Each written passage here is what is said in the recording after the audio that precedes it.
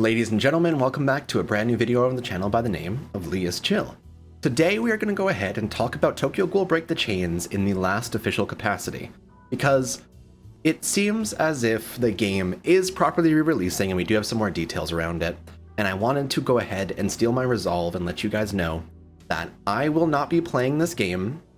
I recently got an offer around being paid for the game to be sponsored by it, not only via in-video ad integrations, but I was also offered the idea where when people would top up on a certain app store, I would get a 5% commission rate on every dollar spent on that. That I find to be so fucking scummy, because the previous game closed down after 9 months of being around, and when it closed down, it took all the money people spent on it and ran with it. The idea that I would be making money off of this game and it could close in less than a year made my heart start to hurt. And so I wanted to talk about what the official release is looking like right now as of October 17th, that's when I'm recording this, and talk about exactly when it's dropping and why precisely there's no faith in it. So I'm just going to start covering this one tab at a time and start talking about exactly what's happening. So Tokyo Ghoul Break the Chains was around for 9 months up until I believe it was the beginning of July this year. And so as the game was around, we learned a lot about it, realized there wasn't a lot of content to do, and the content didn't really get updated at all. Now, the game closed down and took all the money that people had spent on it and ran with it, and it's being reopened.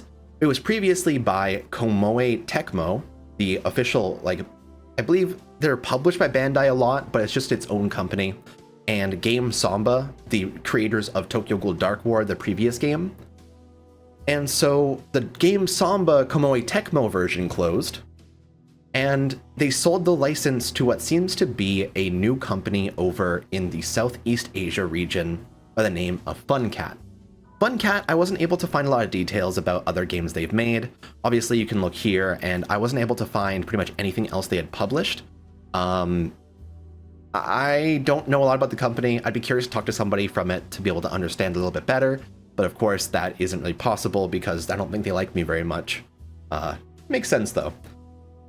So this has been on pre-register for about a month now, and what it seems to be is they're re-releasing the game with a completely new diamond system. Previously on the Komoe Tecmo version, it was 300 diamonds to be able to get a multi. On the new version, it will be 3,000. And so just a little bit of an increase in currency and the prices of things. But they seem to be advertising basically the same art that was already in the previous game. This was the Kaneki art that was used for the raid battle. This is all the characters we already saw in the original version, literally like 1-to-1, but it's pretty much looking like it is going to be the same game re-released with the raids and everything, with the, basically it's gonna be 7 Deadly Sins but Tokyo Ghoul over again. And we have confirmation where it was meant to drop on October 15th. It has now been moved to October 31st, and so it's supposed to be releasing at the end of this month. I went and took a look at the details and realized if you have seen this game all over Instagram, they seem to be pushing a really big advertising campaign on Instagram, TikTok, and even other mobile games. If you install other games and you are the type that hits get extra benefits for watching an ad, you'll see Tokyo Ghoul Break the Chains. But this page right here doesn't say very much about it, right? It seems to just say that there's 2,000 free summons and that's it. But I went and looked at the actual link on the Instagram. And if you look at this, it seems that the 2,000 free summons they're offering off of the pre-register is only if they hit 100,000 pre-registers. And I wish that this was not blurry, but I can only pull it up on my phone really. They haven't hit 100,000 pre-registers yet, which seems to be the only time that they'll give out 2,000 summon tickets. And so if they don't hit that goal within the next 15 days, They're not going to give the 2,000 free summons. They're advertising all over Instagram, TikTok, and whatever. I don't know if this is just them doing a weird practice and they're going to give it out regardless, but it is really weirdly suspicious. The page on desktop obviously does not show this. And so it's almost like they're intentionally obfuscating it for people that are looking on non-advertisements. But this is the official US website for the game, and there's no other links around here at all to access. And on the US website, you could previously pull up the terms and conditions that they had. And one of the things that I found to be really suspicious on here is they actually have an official clause inside the terms and conditions that says, we may make a beta version of the game available prior to the official launch of the game. To this maximum extent permitted by applicable law, the beta game is provided for testing and is and as available. You understand that the beta game may not operate correctly, may contain defects, and we have no obligation to continue service. This means that there was already some sort of precedent for them to close the beta version of the game and reopen it. I don't know if this terms and conditions was about the previous Southeast Asia version that existed all over app stores previously, or if this was to save their asses over being sued about Break the Chains Global, the one that I used to play. Because Funcat did have their own version released that was up for about 3 months that was supposedly a beta. And that's how I know the 300 diamonds versus 3,000 diamonds thing. But this clause in the terms and conditions in the first place is really, really scummy, and obviously no one's reading it. No one's reading the full terms and conditions to be able to understand that you can just lose your account one day, and they have full precedent to do so. But this is officially in their terms and conditions, and so really it hurts my faith in the company. But obviously, that is just them mentioning the beta game, and so if this is them saying that it's the official version, and it has all of the copyrights and stuff like that, I'm gonna say that you can reliably play the new version, and you won't have it closed down on you in this beta fashion. But they could just as easily close the game in less than a year, take the money and run anyway, the same way that GameSamba did. So just saying that out loud. Tokyo Ghoul games don't have a good reception a lot of the time. And so they do have a new Twitter here that seems to just be offering a bunch of stuff. And they're also hinting toward the fact that you can win iPhones and 4070s and Switches. You get the free draws automatically, and everyone who pre-registers gets the first monthly pass for free, which I imagine is just them trying to get you to see how valuable it is so you can buy it the next month anyway. Just those little tactics that mobile games do. But they are seemingly really pushing the official name on here, so this does seem to be what they're calling the official release.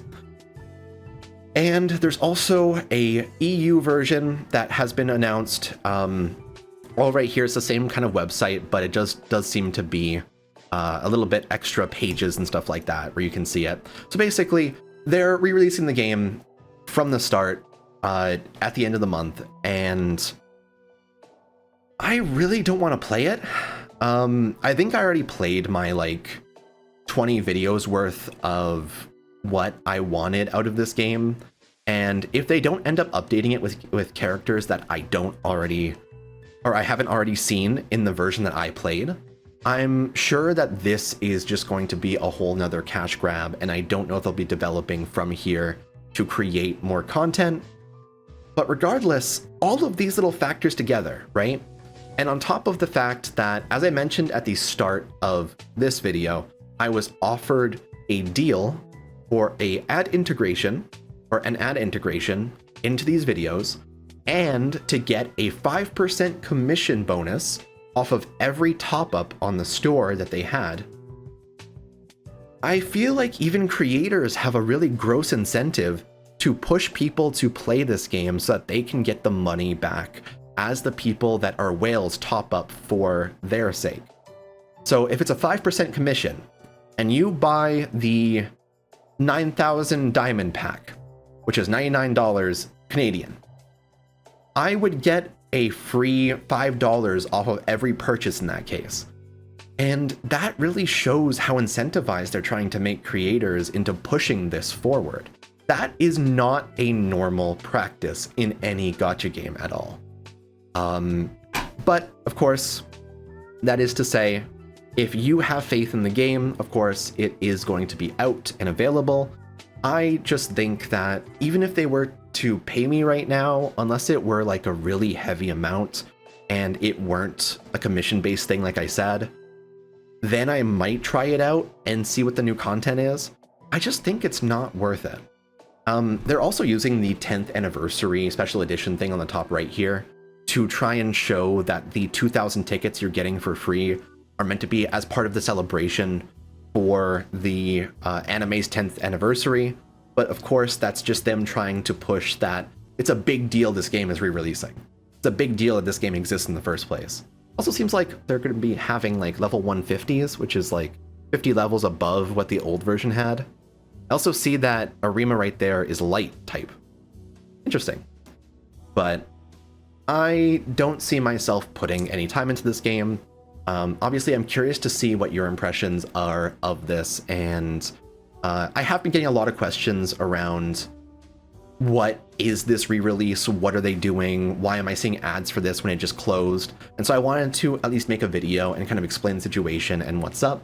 I think that the closure announcement video I put out just before this was something that was very angry and upset at the betrayal of Game Samba, but this is more of a measured take on the brand new version, and it is a new company in FunCat, so it is technically a refresh of the good faith that you can have in them, but everything about these practices just feels bad to me personally as a consumer, and I don't see it being worth trying. But that is going to be my piece for today. Hopefully you guys did enjoy. Obviously, I do really enjoy kind of talking about these things because I think I'm very deep in the gacha space, and so I understand a lot of these practices with these games. I understand how the predatory monetization kind of justifies itself. I understand how these games kind of play on your FOMO, your expectations, and I want people to understand that there's not always going to be value in playing these things if they are going to close in short amount of time, and so you have to have faith in the devs to be able to justify putting your time into it. Otherwise, you're just gonna be wasting your life, and that waste of your life can be put towards things that you actually care about. For me, I care about all types of media in all ways, and so I want to understand these things and then call out the bullshit and move past it. Hopefully you guys can see through the bullshit as well. Thank you for watching, and I will see you guys hopefully in a video tomorrow, and hopefully very, very soon. Bye bye.